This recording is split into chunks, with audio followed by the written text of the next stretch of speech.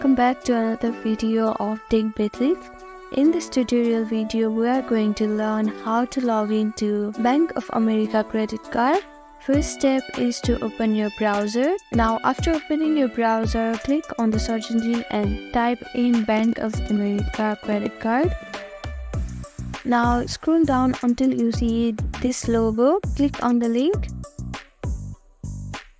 Now this is the homepage of the Bank of America website. Here on the top navigation bar you can see login option. Click on it. Now you'll need your user ID and your password to log in, so type in your user ID. If you want to save your user ID on the browser, you can click on this box. Now type in your password. If you have forgot your user ID or your password, you can click on this link and recover your password or your user ID.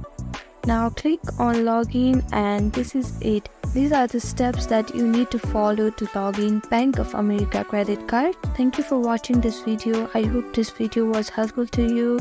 Please to like, share and subscribe to our channel, and don't forget to comment down below. Thank you.